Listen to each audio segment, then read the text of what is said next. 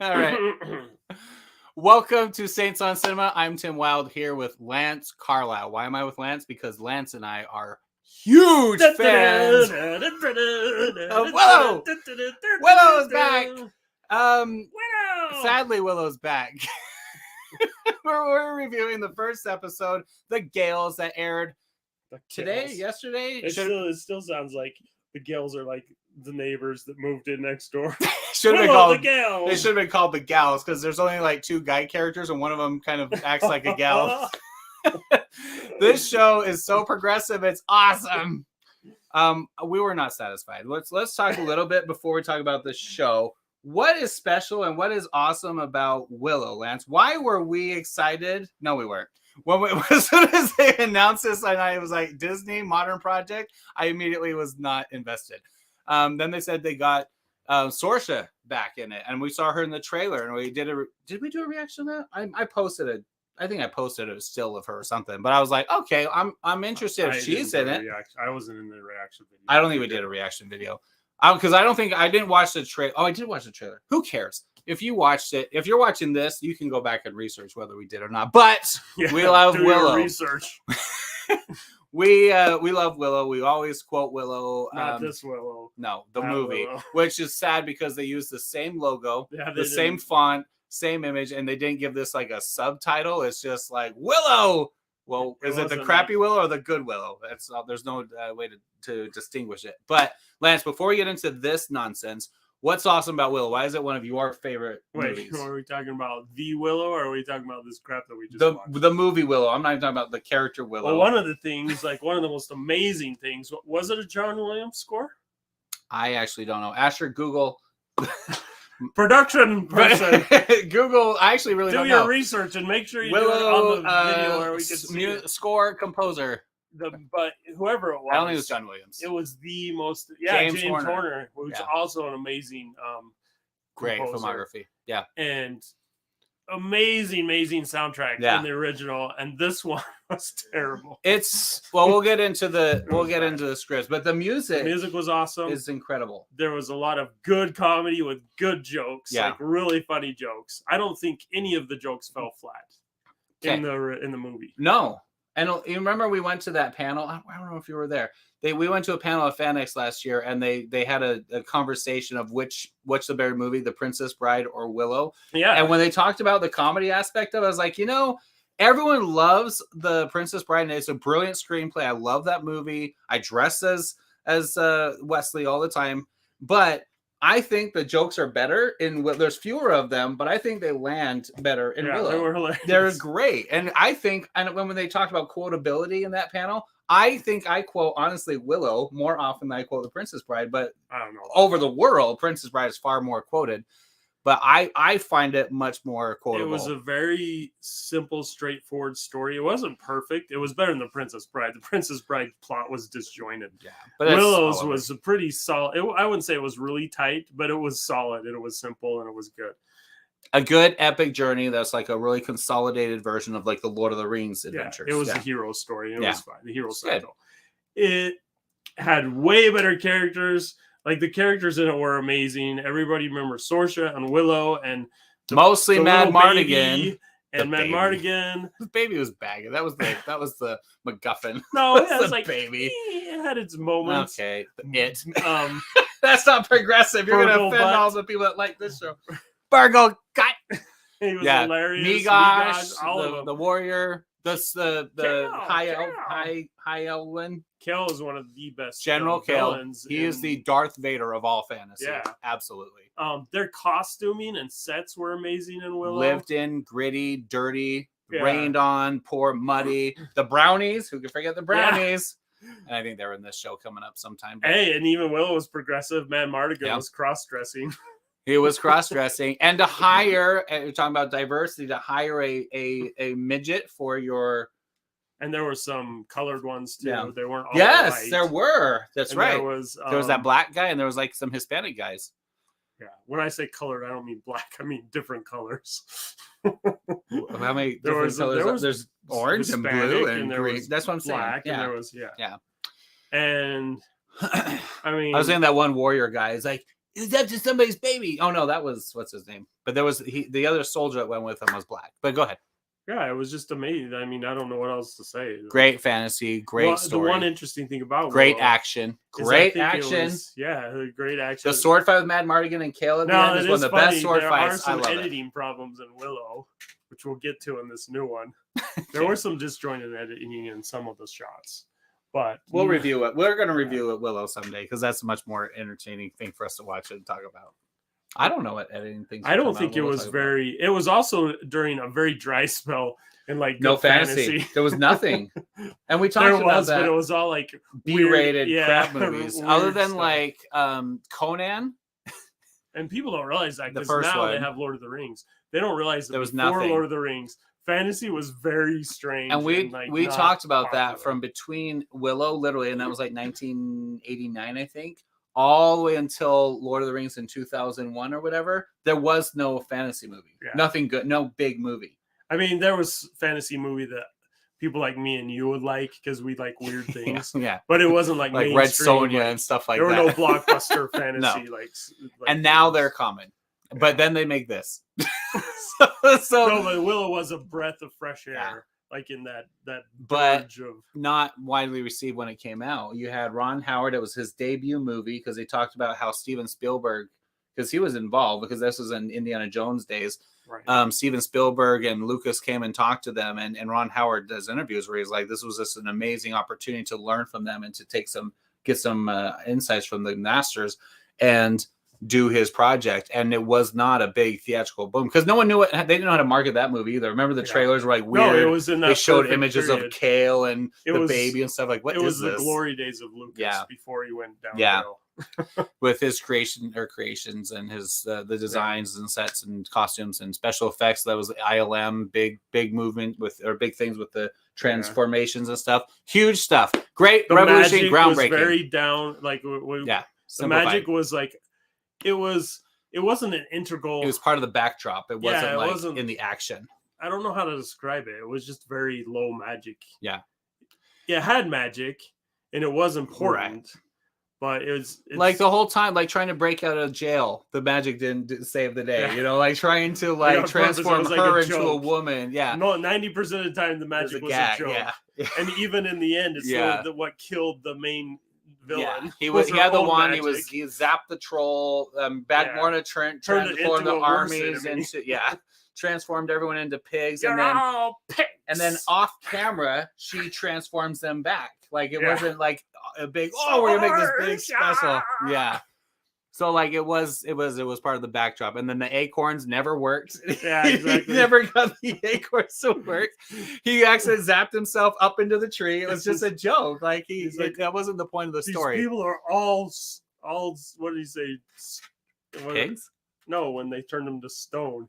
He's like, these people, this place is cursed. Open your eyes. Yeah. Like always magic was like a joke. What would be safe? We get to Tears Lane. Safe. Look at these people.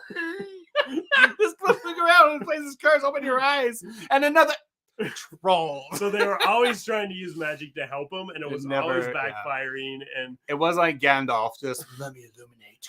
Yeah, it wasn't like taken seriously. Yeah. Anyway. Willow's awesome. So anyone that's watched this and hasn't seen the original and watching the prologue in this episode doesn't count. Go back and watch Willow, and then really with all the maturity you can summon, watch this and compare it. What is the point of that prologue?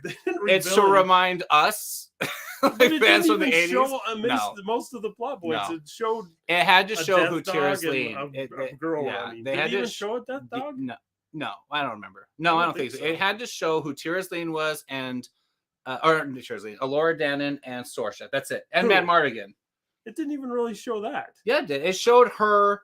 She kissed Mad Mardigan. Mad Mardigan flipped the sword because that's her favorite shot. Right. It did have more. And that was just to establish the parents and that Elora Danan disappeared. Right. That's it. But they made it like it was all dramatic. Like it was like, and we were all of them deceived, and the 9 riders came from the west, and all this crap. No, it wasn't. It was very short, but this is a series getting right to the point. So anyway, let's talk about this crap. So this episode, the first 2 episodes debuted, and I'm hoping I'm gonna watch the next episode. Lance is I'm not convinced. I'm done. I'm good. Maybe with my high recommendation, he might give it a try, but I doubt it. I might play a video game while you're watching it. Honestly, the Nintendo video game of Willow was more in the better world than universe this than this. Agreed.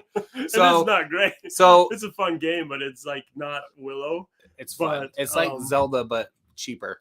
But it was closer to Willow than what this was. So I want to talk about just my basic categories because I think that's an easy way to break down what we just experienced.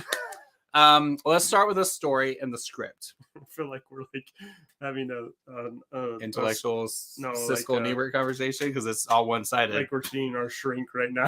Like the therapy. Yeah. Tell me what you felt when you watched this. You guys obviously are disturbed. Yeah. Okay. Let's talk you down from this cliff. Okay, let's talk about the story and we can talk about world building and what world this is. Lance, you start with that. The world building in this is terrible.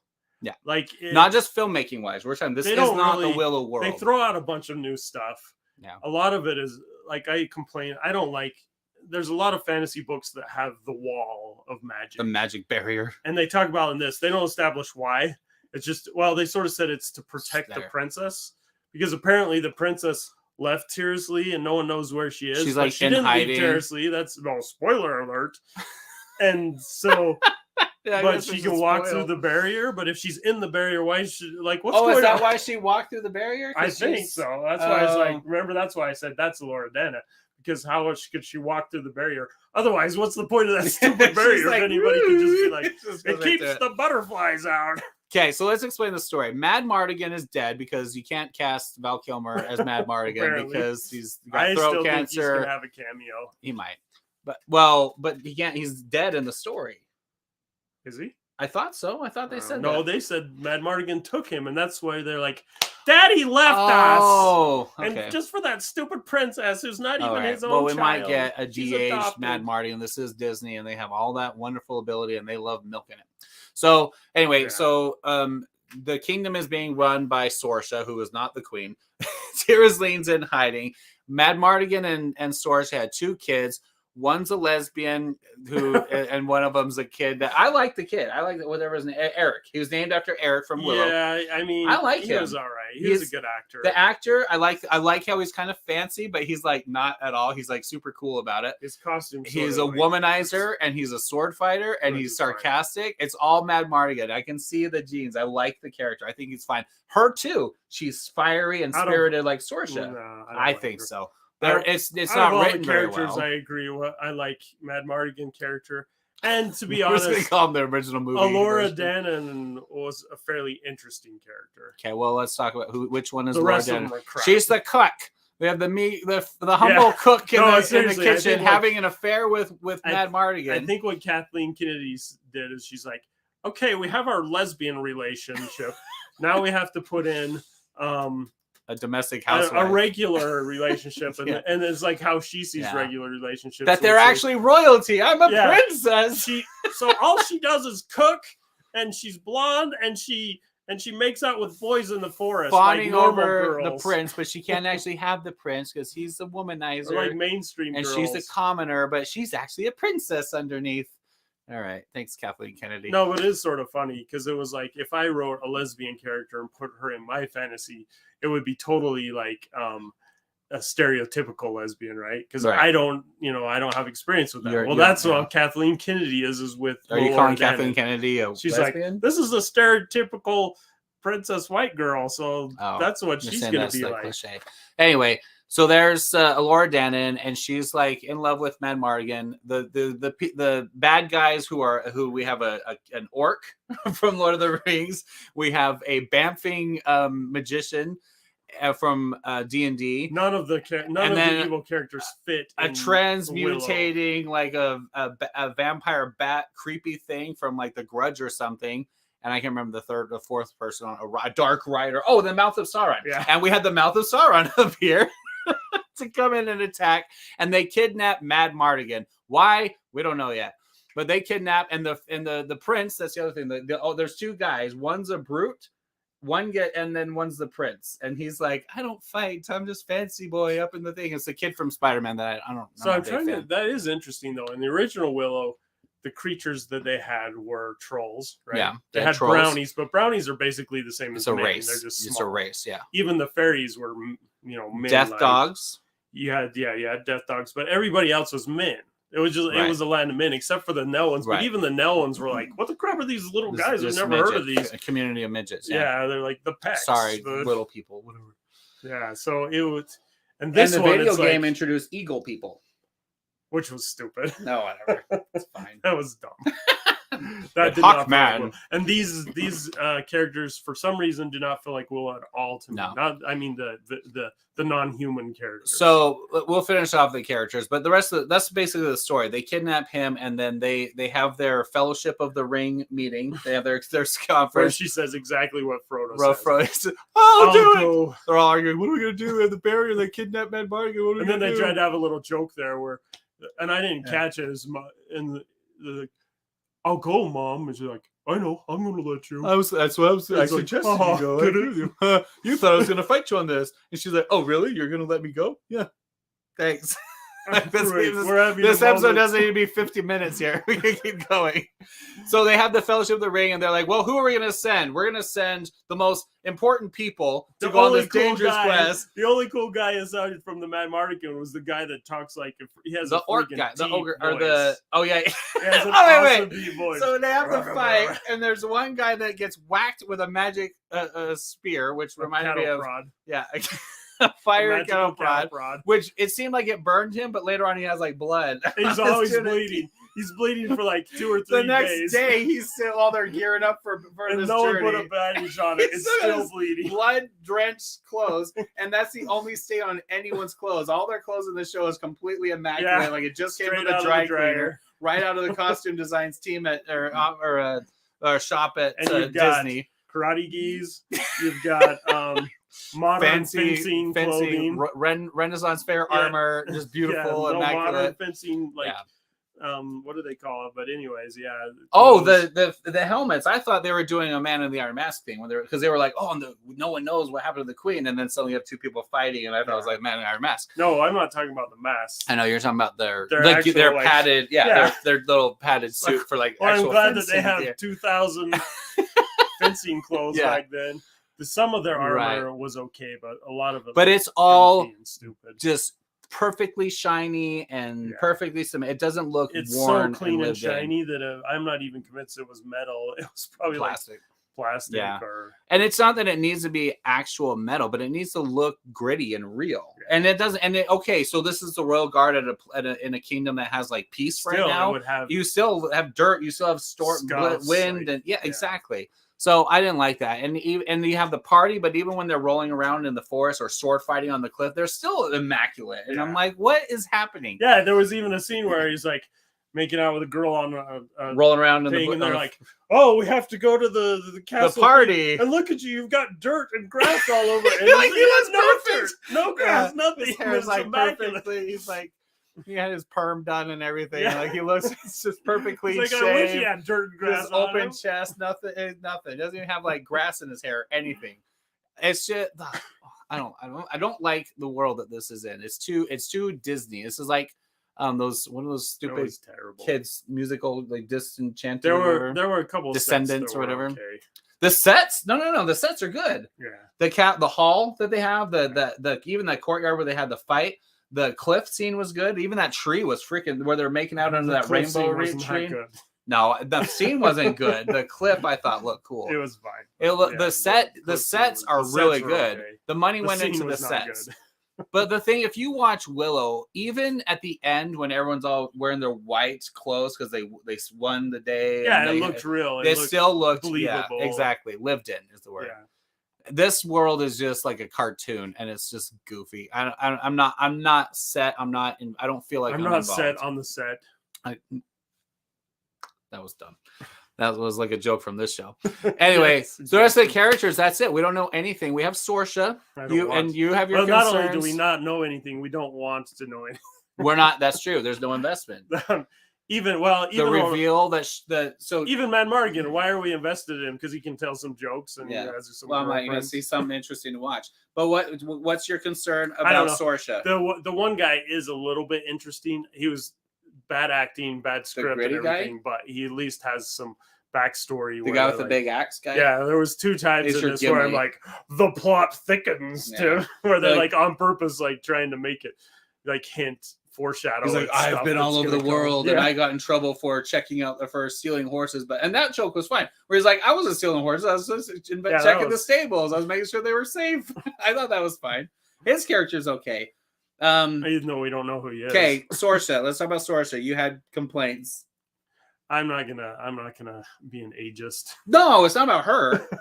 Is that what you're talking about? No, you don't like that she's in tune with magic. Oh yeah, she's like, because Sorsha was very much the warrior woman. Yeah. She was very like. By the way, Kathleen Kennedy, she was very progressive. Yes. She was very like, I'm not going to do what my mom says. I'm going to be I'm going to be shoulder to shoulder with my brother, who's captain of the guard. I'm not going to let him push me around. Yeah, I'm gonna. She got mad when she was like, Kale's taking care. Why did you need Kale to come? I can do this, mother. Do what I say. Child. Yeah, exactly. And like, and going out with a bad boy. That way. And I've heard in the book that she's even more so. They like establish her more as like this. You have the book. I haven't read. I might have read it. You read it because I had. You gave me your copy of the book. It's in the other room. I don't even remember. Anyway, she should still be in tune with magic because it's genetic in her. No, she was never magical. There was never an ounce of magic in her. Well, there's no magic in anyone in the movie, the original. It was just I bend my own finger. I didn't have a problem with her being tuned because also she's like older, she's more experienced. It felt tacked on to me. They're like, we gotta reveal the darkness that's about to happen. And we gotta do it 2 or 3 times. And they didn't need to because you don't have Morgan Freeman narrating it, so you have to have her having these like impressions and these revelations and dreams and visions and prophecies. Is it really important though? No, now that I think about I agree. It, they could have like cut that out and I agree. They should have just had a regular ceremony or the regular events in the party going on in the castle, then the attack, and she's like, "We need help. There's something going on and things that we don't comprehend. I know who can help. Well, go find Willow." Think about in the original movie. They never did any of that. In the beginning, they're like, oh, she had the prophecy, the one that will destroy you. That's it. Yeah. She didn't have like visions of like the child coming back and like, so they don't need that. Just establish. No, and they didn't show us a prophecy. They didn't recite the prophecy to us, and that in a modern movie. Did in the very book. Oh, you mean no? In the movie, in the new one, they never said the prophecy said that one day it'll be a baby. That's what they could have just left it when they opened the book and then they established. They did the voiceover and they said this is what's happening. That's all they need. They don't need this. Yeah. Oh, I'm having these crazy visions, and I hear. And she keeps hearing the rays speaking at me. Yeah, it was stupid. She keeps hearing. It was Lord of the Rings. She kept hearing Sauron's voice through the. There is darkness in the void. All that stuff. It was just weird, and that was just a way to throw in Bagmore. But not that anyone watching this, besides us and our generation, is going to connect that's Bagmore. They don't even know who Bagmore is because they're not going to watch the movie. It's just like shouldn't still be alive. That's stupid. Her spirit lived on. That's exactly what happened in Sauron. Yeah. They defeated the Dark Lord, but he still lives. His spirits and entities out there. We can't come up with our own villains. Yeah, we got to recycle. Bagmore and then General Kale's going to come. He's in the trailer. General Kale's going to be in this. Really? I mean, at least someone wearing his mask. So whatever. And he's going to fight Bad Martin. He's dead. Yeah. He was run. Yeah, but I'm saying in the trailer for this show, they showed a General Kale character. At least someone wearing his helmet. Well, someone else could have taken the helmet off his. I just said that someone at least wearing them. So, you think it's a resurrection of dark? I don't know. They could apparently. So that's all to Lord of the Rings. You have the Death Riders. You have the kidnapping. They're trying to take over from a dark, magical land. Lord of the Rings, Tim. It wants to be Lord of the Rings. Yeah. And you have the mouth of that. Literally was the mouth of Sauron. You can't see his eyes. It just has a big, creepy face and a dark hood. That's the mouth of Sauron. That's an interesting thing about this is sometimes when I watch shows like this, I try to separate myself from the original and say, okay, this isn't Willow, but I can still like it on its own merits if it's in that because world. It's like its own thing. Yeah. But this is not good. So you can't do that. Yeah, it's really even if it was his own thing, it still sucks. Yeah. So yeah. So you have the Sorsha sends this group out, and again, you have the most important. You have the prince and the princess, and the queen, who turns out to be the thief, the thief queen likes. He's the only disposable person. Yeah. The captain of the guard and no other guards. They didn't bring. It's like you're going on not this, the cool march. Yeah, not the cool guy that gets hurt. You're wounded. You can't go. And you're like, said to him, he has a better voice. Actor in this entire like, cast. okay, so leave I him. have the best value. But I go, look at this. And it's bleeding for 2 days. I can't go anywhere. Mend it or do anything. But anyway, you send like the most important people in the kingdom. This is a whole big betrothal to unite Galadorn and Tirisleen, and like, send them on this quest with one guard. Who cares? And you don't forget the village of 10 people. Yeah, Tirisleen is like, we saw more people in Tirisleen when it was frozen than we did. Yeah, exactly. than we saw here with a population of 20 people, 20 cosplayers. Exactly. Yeah. It was dumb. Apparently, Disney can't hire a few hundred extras. Like, seriously, I don't. It's ridiculous. Anyway, they go on their little quest, and then we get Did to they? Well, yeah, they go. They didn't go on a quest, Tim. They left. I don't even know what their mission is. Exactly. They're like, here we go. She's like, I'm gonna go to the barrier and find my brother. She's like, no, you're not. You're gonna go get Willow. She's like, all right. So they go. They're on the adventure. Then they go out in the field, and they're like, okay, time for our long rest. All right. Yes. So you talk about that.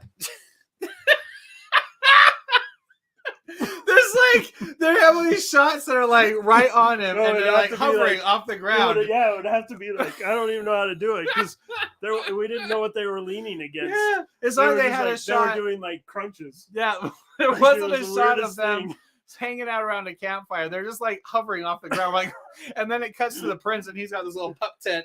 Yeah. Later on, after when they woke up in the morning, which was hilarious too, but they established that they were leaning against saddles. Yeah, you couldn't see. So it's just awkward framing that they're just like hovering. Yeah. Oh, it was terrible. And then the editing was terrible in this movie. We'll talk about that in a second, but. We get to the reveal. Well, they get attacked. There was no reveal in this one. They're hanging out, and then they're riding through this huge forest. No, you forgot about the scene where he's like, I'm watching these lesbians sleep. They're like sleeping. Their fingers are like really close to each other, and he's like holding the spear. He's like, yeah.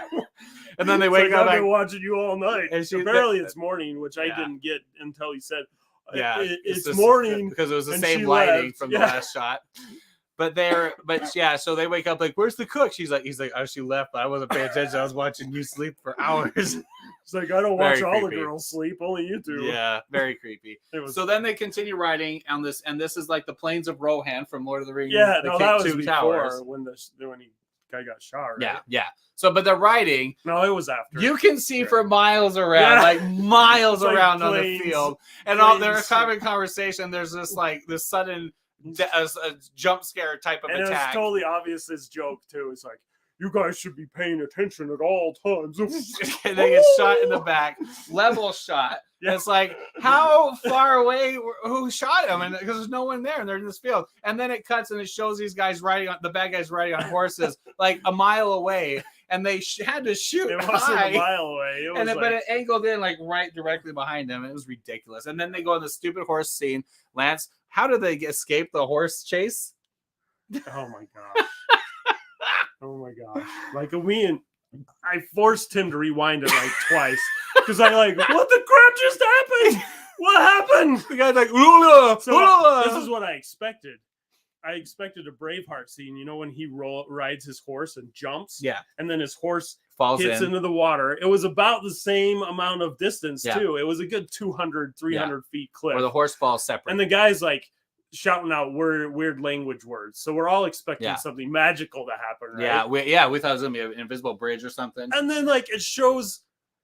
I didn't see this the first time, but it shows a horse jumping off the cliff and then just immediately just swimming down, and then cuts to him swimming. Yeah, it cuts to the horse swimming. Yeah, and then I don't know if there was a pool of water there that was deeper, or if it was But at one point the pool becomes 3 feet deep, so they jump off from a 200-foot cliff on horses into this pool, and the editing is really weird, so you can't tell did magic just happen? Yeah. Did he levitate? You guys not understand how physics work? What happened? Yeah. And then it cuts to them in a conversation down below saying, what magic what word does was that that? word mean? Oh, it means stop Yeah. in my magical So- language. And it was supposed to be a joke, but it was so confusing that like We didn't understand what happened, so like the joke didn't land. But even then, it was a very cliche old joke. Like we've heard that a million times. It was forced. That joke, like they had that scene in the Frisco Kid, Young Guns. Like, But it's here's an the old thing. gag to do that scene. Even if we do ignore physics, and apparently horses can jump from 200 feet into a small pool of water. But you gotta why shoot didn't it. the enemies go? Yeah, They're like, oh, They that's stop too like, far for "Oh!" us to jump. yeah. Like, It's- I don't understand It was just dumb. I want to go back to the script and read what they were trying to do to make sure it's what we actually assume Yeah. is what happened, and it was It was poorly done, but all the action, other than their overly choreographed sword fight on the cliff, I thought was really cheap. You didn't like the whip action. I didn't like how he's fighting the gargoyle girl, creepy thing from The Grudge. That's the thing the is that spearman bamfing. you think about the original Willow. The sword fighting was really simple, but it was very really basic. cool. Yeah. In fact, I would argue, and I have with your brother, that the sword fight against General Kale is one of the best in cinema history. I said that here, yeah. But it's not choreographed. It's not it's Anakin not- and Obi-Wan. exactly. It Yeah. was not. This was total Lucas sword fighting, like comparing the new movies of Star Wars to like the original. The originals. That That action was much more like Return of the Jedi or Empire Strikes Back like, lightsaber. It's just big, broad strokes and clever shooting, lighting, all that stuff. Yeah. And breaking a sword, him getting Eric's sword, the spear sword, like everything that happened, the narrative between the two characters was interesting, and they moved in the scene or in the set. They moved around. Right. No, it has nothing to do with overly exactly, and it felt real. And Kale had the high ground. Well, because he was taller. And then he lost. No, when he died, he lowered him into Anyway, that I agree, and even compared to The Princess Bride, that's a fencing, well choreographed, very it's a sword fight, and it's designed to be that way. That's not supposed to be compared. But what's great about the Will, even the action where he's fighting guards and stuff, he'll do a flip or something simple, and then he'll fall over, or like he'll hit him with the shield. And that does bring out the best characters in this new one are actually the swords, Tim, because they show Source's old sword a couple times. That was cool. They show at least hint at Mad Mardigan's old sword. You saw it. I think that was his, right? It shows this room where it's all spider webs and all this stuff. Those were the only good cameos in the entire. Yeah.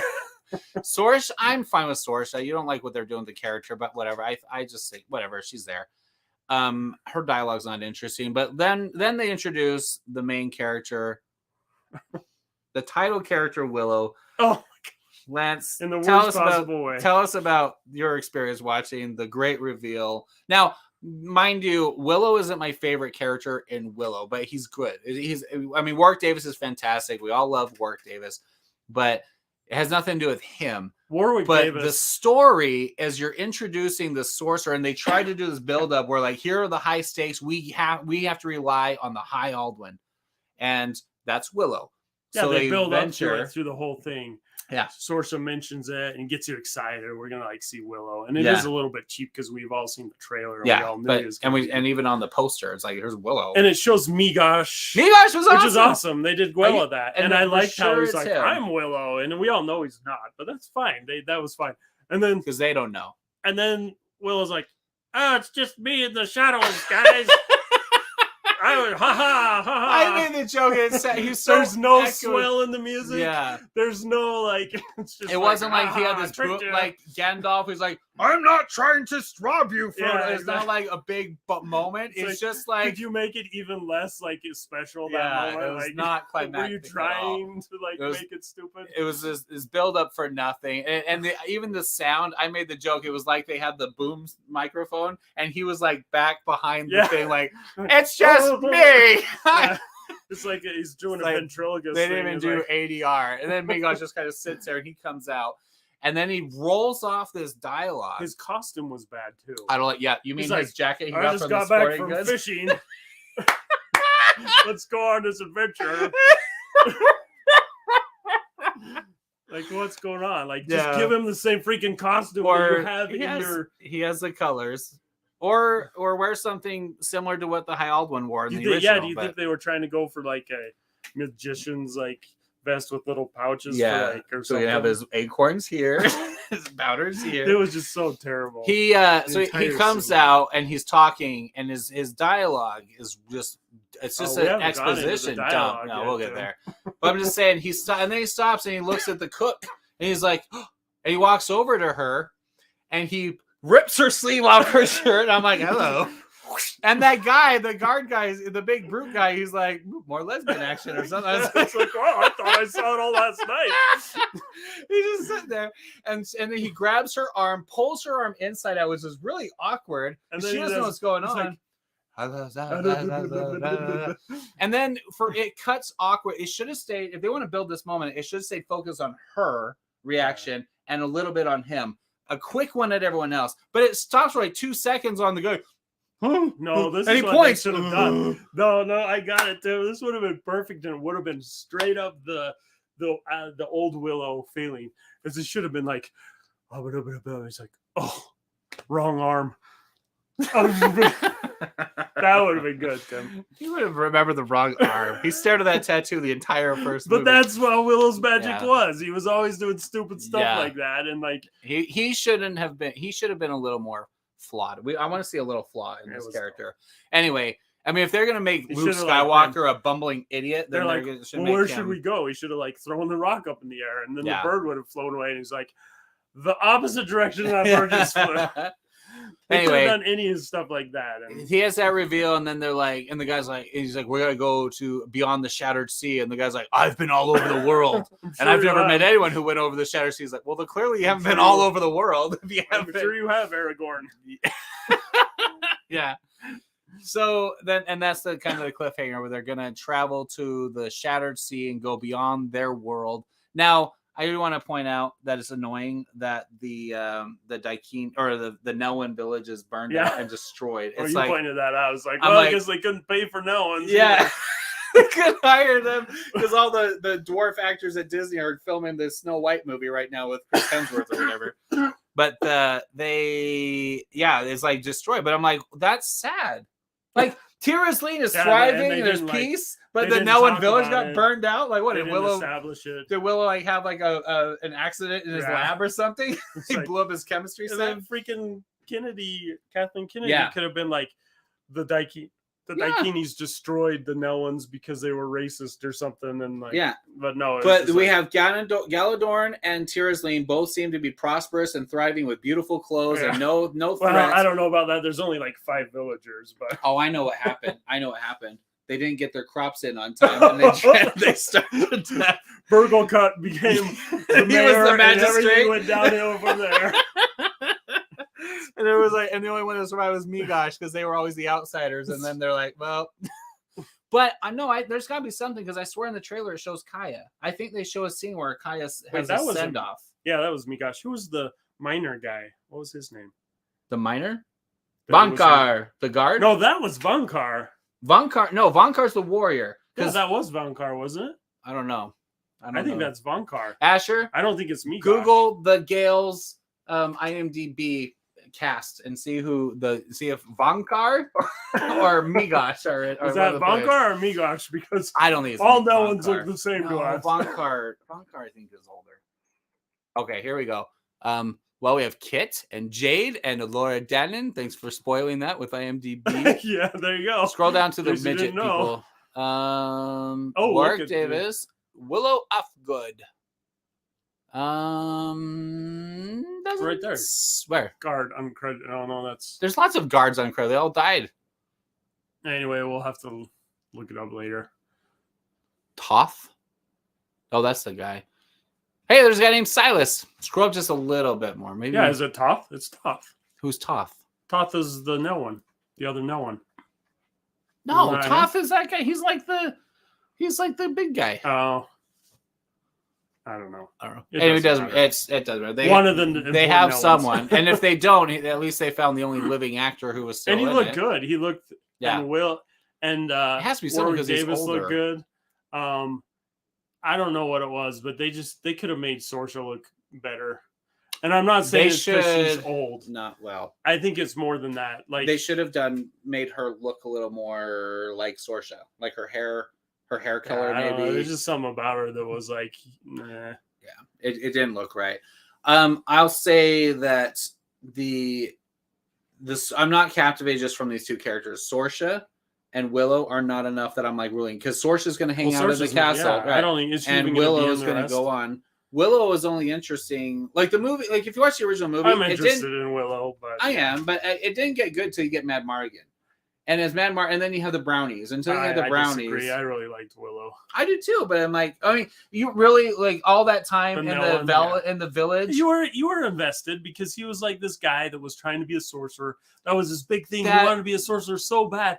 And he screwed it up because he didn't have faith in himself. I think it's always the surrounding characters. And then they took him. Vankar, Migai, or the high old fairy came down and she's like, "Willow." The scenes with him at home were like, okay. No, I'm like, let's get going. Let's get going. Whatever, Tim. It was hilarious with his little kids and his wife. Him and his wife had one of the most amazing relationships. I agree with that. And like, Dad, we found something in the river. And he's like, well, push it downstream. And they're like, all right, you can't do that. Fair enough. Yeah, it's like, we'll push it down. We'll pretend we never found it. Okay, you're right. Anyway. Okay, let's just finish through these things. So characters, we talk about that story, the script. Lance, go ahead. What's your complaint about the script and the dialogue? Well, the script was pretty bland, but the dialogue was terrible. It was like so bad. And this is why. I felt like I didn't feel like I was watching Willow. I felt like I was watching Karate Kid. And Karate Kid is a great, or Cobra Kai, yeah. And Cobra Kai is a great show. But they talk like Gen Z, and that's why we call high this school kids Willow just Gen having Z. a conversation in the cafeteria. Yeah, like that's why after every line, I was like, I was saying, bro, yeah, we gotta go on a tour of sleep, bro. Yeah, it's gonna be awesome. We're gonna get this other dude, Willow. He's gonna join our crew, and it was awesome. It wasn't only bad because of that, but it was also uneven because sometimes they would use the Prince. They would use like dialogue that you would expect from a fantasy story. Movie. Yeah. And then 5 minutes later, even the same characters would be using like Gen Z language. Yeah. Hey, bro, yeah, we gotta go on this adventure, bro. Yeah, it didn't feel a fantasy at all. It's like they didn't put any effort into it at all. The actors. I mean, I think the actors were just being directed and it doesn't to be that way. So it wasn't that the actors were bad. There was some hammy acting in it, but it wasn't that bad. But it's not that. It's the dialogue was I don't bad. mind any of the main characters or their performances. It's just the way they look and the dialogue. But again, this isn't saying they need to sound Shakespearean or Old English. No, but they have to put a little bit of effort into it. Willow didn't sound like Old English and stuff, but it wasn't sounded Jane fantasy. Austen. Exactly. But yes. But it was still like, Yeah. I agree with that. And it was distracting. It was kind of annoying listening to them talk because I didn't, between that and their costumes and stuff, I didn't feel at all like I was in the Willow world. It was obvious what they're doing. And this might be a good segue into my Facebook thing. Because I called it out. I called that out. So this is something I posted on Facebook. I haven't read this. Before the movie came out. Because I was like, 5 days ago. Prediction. It wasn't out yet. Yeah, 5 days. It says right there. I predict we're not Willow. sharing it, but you can read it. I predict Willow is going to be terrible for a couple of reasons. And I put 3. It's going to be unnaturally woke. Yeah. The wokeness is going to shoehorn itself in because Disney. And there was wokeness in it. It wasn't as badly shoehorned in as that's because they tried to be subtle and surprising with it, and it didn't work. It was obviously wokeness. And I'm okay with I would even be okay with a perfect example of this is Andor. They had a lesbian relationship in that, and it was fine. Yeah, there was nothing wrong with it. It was interesting. It was it made sense. It fit. It wasn't like and when you saw the dynamics between the circle of characters, that connection was like, well, that's intriguing. Yeah, it added to it. And they even had a difficult relationship where she was like, "Why aren't you giving me attention and love? Like I love you a lot." And the other girl's like, "She's we like, gotta do this I have a mission. Yeah, we're too busy. Yeah, exactly." And there was some, and I'm not saying that every lesbian relationship has to be going badly. But that one, but it felt real. That one's going badly, and this one, but it's cheesy because you weren't gonna tell me you're gonna join the army. No, I was waiting until your wedding, and I was like, what? It wasn't character driven. It was very poorly plot driven. I agree. My second point was it's going to take itself too seriously. The fun about the original that it was a comedy above all else.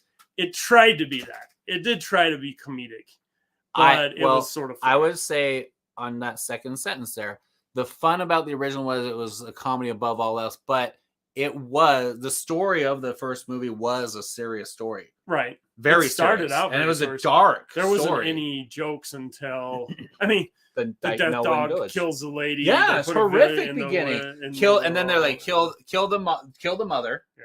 And then the baby escapes, and then the death dogs kill the nursemaid, and then you're like, holy crap. And then like they're like, yeah, and off camera, like we destroyed this city, and it's like horrific.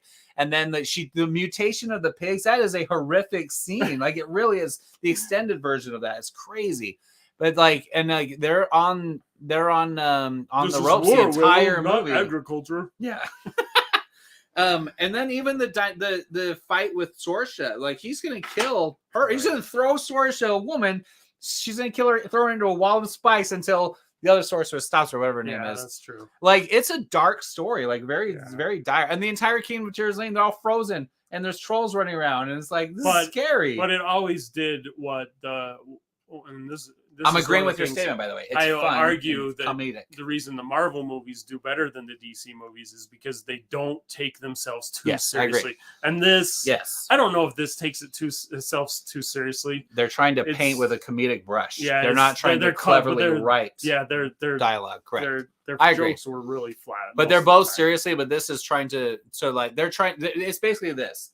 This show is trying to tell us there are serious stakes. The other movie showed us there are serious stakes, and then they added the comedy throughout the characters and situations. And we talked about this one. We're like, we wrote jokes, and we're telling you that there's serious stuff going on, but we're just writing jokes. The magic was the magic of Willow was his comedy, failed. And the actual magic of Willow was the comedy. Like the magic was comedic.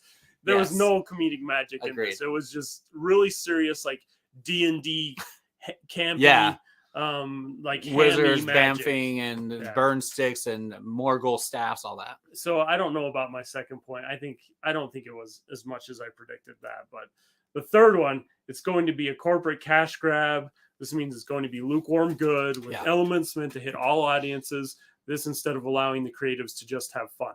And that's what they did with the dialogue. They're like, we got to get those Gen Z and millennials, so we're going to put their dialogue in there so that we can grab them. And you can see like these little things that they obviously did it not because it was part of the story, not because it was what the characters would do in that situation, but because they got to get the message out, the right people to come, the diversity and the wokeness and all that, and it makes trash. And with that being a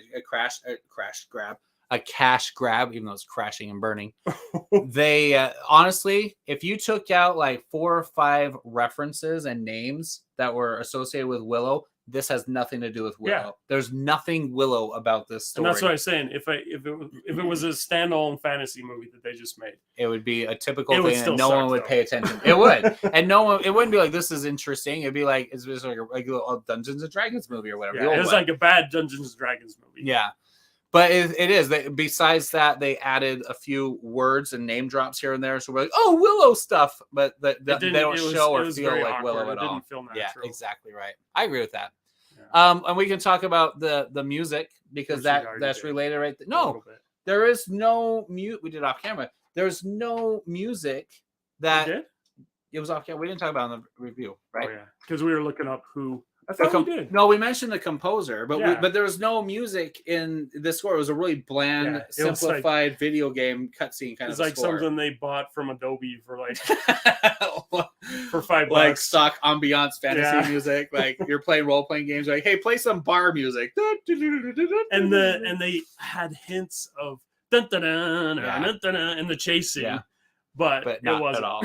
and even then, it wasn't even adventurous or exciting of a scene to have that music. It's so. And who were those guys that were even chasing? Yeah, they were like some cult or something. Obviously, they're bad guys because they killed the one guy. Yeah, they had like some weird. I thought they were some kind of a General Kale like clan because they had like those bony looking face masks, but they weren't. And they apparently they can't. Their horses can't jump off from 200 foot cliffs.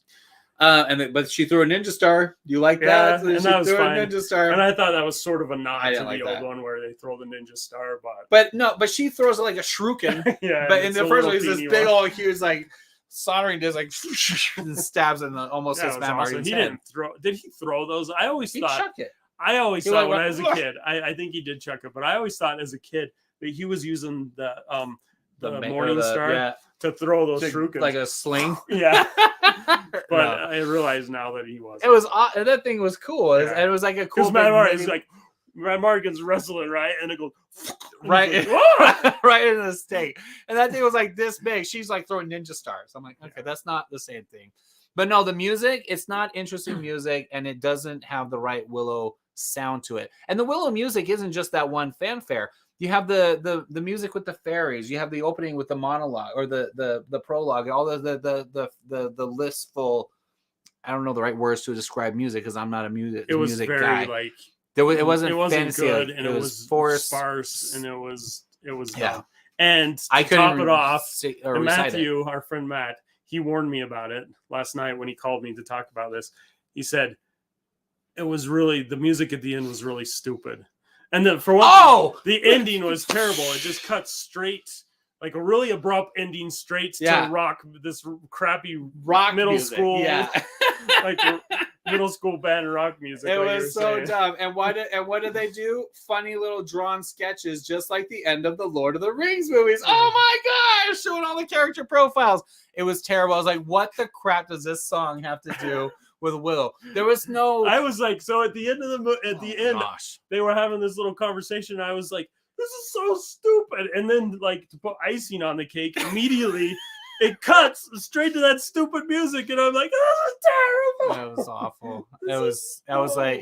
It did not fit at all. And that's when I was like, please. And then Tim was like, oh, there's another episode. They're doing it, and I was like, nope. Me too. I'm done. Yeah, I'm good. Oh, let's do the review now. Originally, we were going to review it after watching 2 episodes, but this is so terrible. There's plenty to say. We're not gonna have more comments on it after, unless it gets really, really, really, really good, really, really fast, which I don't see how they could. Yeah. I just want to say a little bit about cinematography. I might come back if Val Kilmer has a cameo, or if the son Eric comes off and becomes like super Mad Mardigan and awesome and fun. No. He can make his own jailbreak and escape and have his own little adventure. And like, oh, this is more interesting than the girls.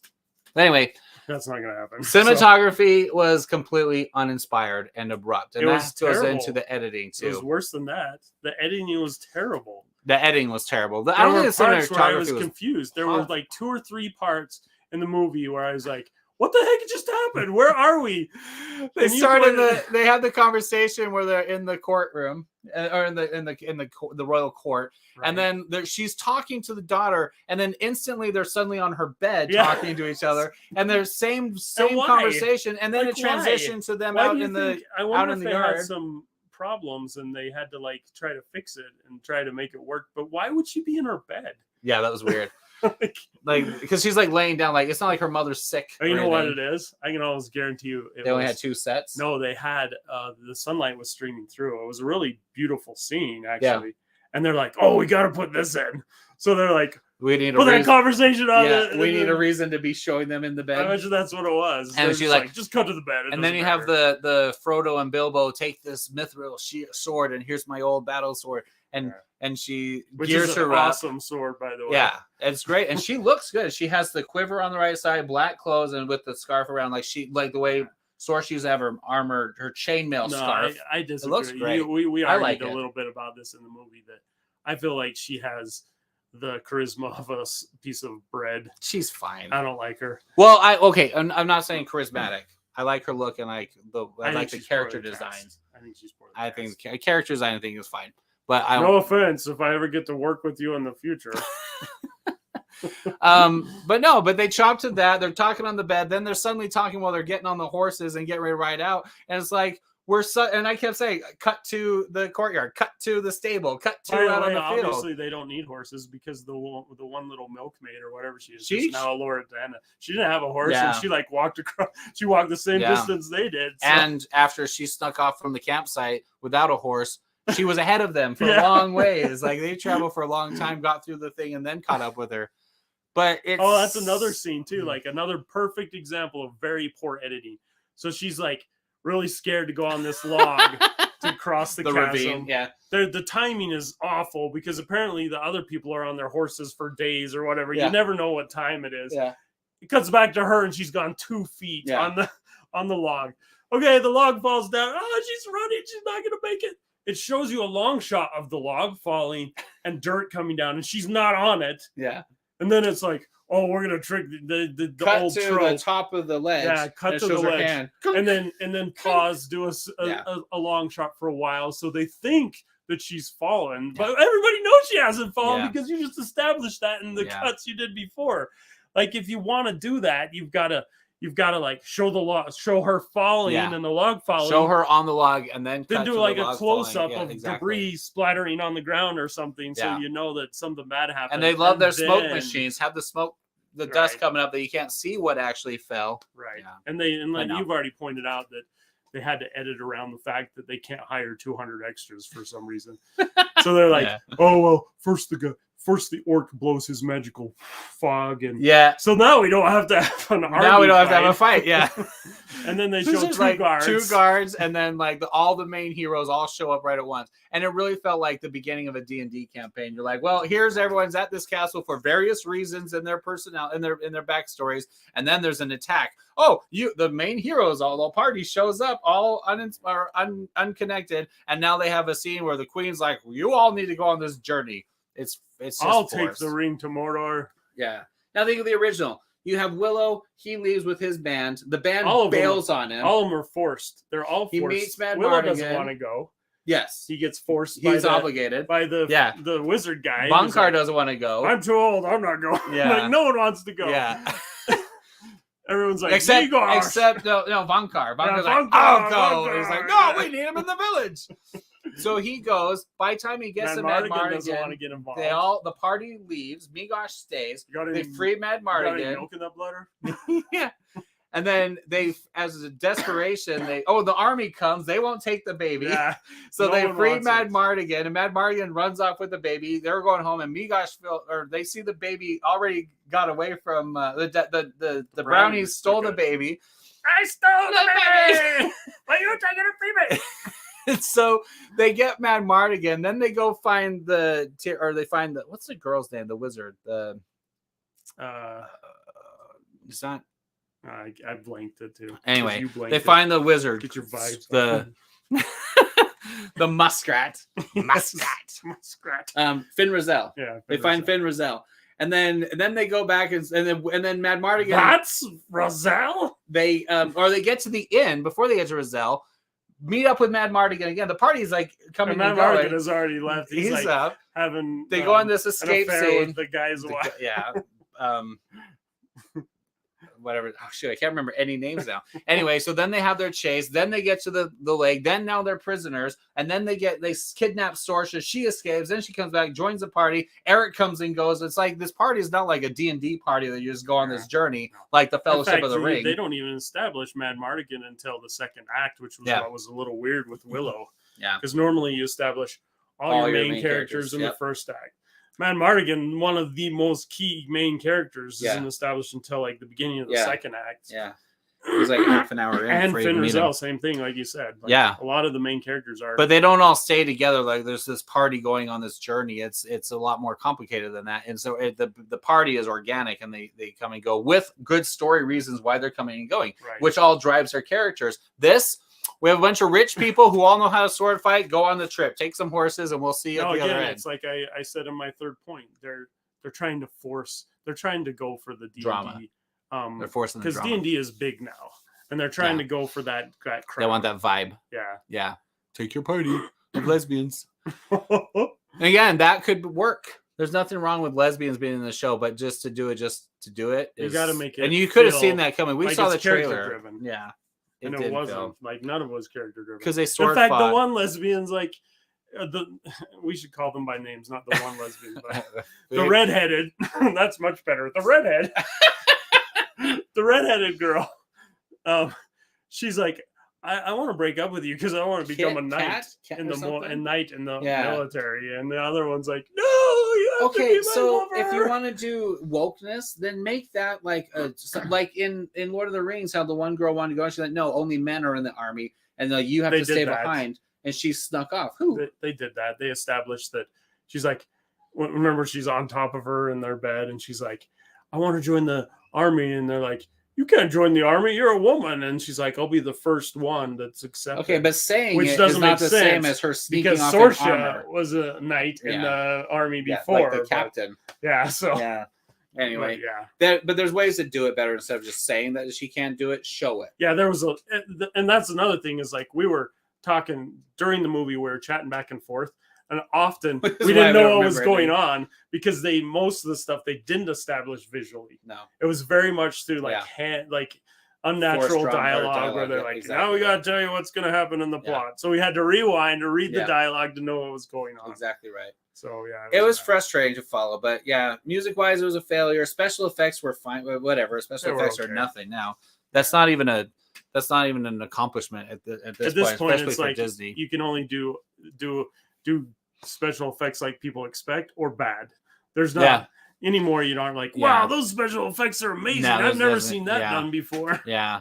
The story and script was awful. The cinematography and editing was terrible. Well, no, the cinematography I don't think it was bad. There was some good cinematography. It had some good stuff. It was just not inspiring. The editing was terrible. But a lot of the frames were like just a person's profile shot, and then this person's profile shot, and then here's the guy on a horse. Some. Yeah, there was a couple of scenes that was like some good shots, but like mostly it was just here's a guy. Well, yeah, and here's a guy, and here's a guy. Especially the when they're like trying to be around the campfire. You need to establish that terribly. Yeah. Anyway, I don't like it. You're not gonna watch it. You're not gonna give the second one a chance. No. What if I really like it? If you're watching it, I'll play a video game while you're watching. Okay, we can do that. Anyway, okay. Well, Lance's gonna watch it secondhand. I'm gonna watch the second episode. But just saying, I'm more disappointed than I thought I was going to be. I was too. Like I was actually secretly hoping because we love we have the entire movie memorized. Even though we can't remember any names right now, that's besides the point. I expected it to be okay. Years. I expected it to be okay. It wasn't okay. It was terrible. Yeah. I expected some of my assumptions to be wrong. They were all. I mean, with the middle one was meh. But yeah, it was bad. In the 8th grade, Lance, I literally, when I discovered that people can name change like legally, I didn't know that was a thing, and my mom told me about it. Mad Mardigan. Yes, in 8th grade, I absolutely had a conversation with my mother that I wanted to change my name to Mad Mardigan. I had a Mad Mardigan poster. That was awesome. Right above my bed. It was the one we had. Of course, right over your bed. I'm sure you did. And it had Sorsha, and it had Willow, and it was awesome. I discovered this movie on VHS when it aired on HBO. My mom recorded whatever, and it was scary. I remember it being scary. When you were a kid, it was and scary. It was edited. They shut. Yes, that really long shot where they show her trying to fight with a stick, and it overcomes her. You're like, oh! And it's all off camera too. Yeah, but that's what makes it scary, right? But this, but we're huge fans of Willow. We need to review Willow. We've never done it. Let's do it sometime. Anyway, so Willow, we call it Gen Z Willow because that's what it is. Because they didn't give us any other distinguishing. Offense to Gen Z. Yeah, except if you not like your this. Fault. Yeah, that's just when you were born. But if you watch the original movie and watch this and you don't see like a drastic difference of quality, then I'm sorry for your generation. You're really, like you guys, and it's not like, well, we appreciate the old stuff. It's the classic. No.